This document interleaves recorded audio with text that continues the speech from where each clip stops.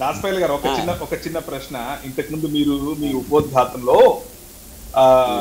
Hybrid, convert అన్న పదాలు వాడి ఆవుకు అది దేశీయ ఆవు అయితే ఏం శబ్దం చేస్తుందో, హైబ్రిడ్ అయితే ఏం శబ్దం చేస్తుందో మీరు చేసి చూపించారు.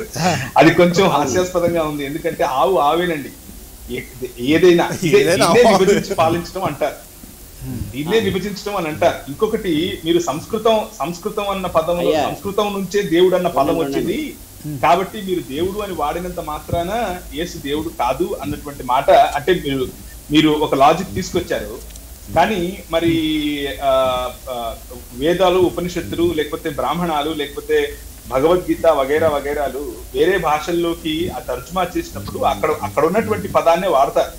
ఇది కామన్ సెన్స్. విజ్ఞులు ఇలాంటి చిన్న చిన్న పొరపాట్లు దయచేసి చేయకుండా ఉంటే మంచిది. ఎందుకంటే భాష అన్నది ఎవరి సొత్తు కాదండి, భాష అన్నది అందరి సొత్తు. భాషను ఎవరైనా ఎప్పుడైనా ఎక్కడైనా వాడచ్చు.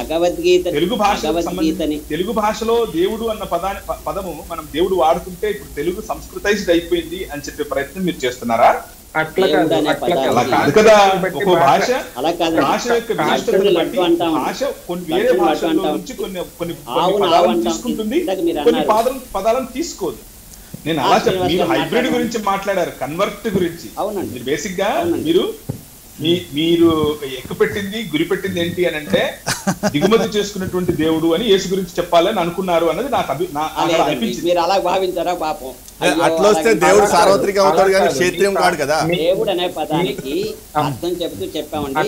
మాకు యేసుక్రీస్తు మీద దిగుమతి చేసుకున్న వాడు, ఇందాకే మీకు అప్పుడు కూడా చెప్పాను, యేసుక్రీస్తు మీద మాకు దురభిప్రాయం లేదు, మేము ఆయన రిజెక్ట్ చేయడానికి ఇక్కడ ఉంటే.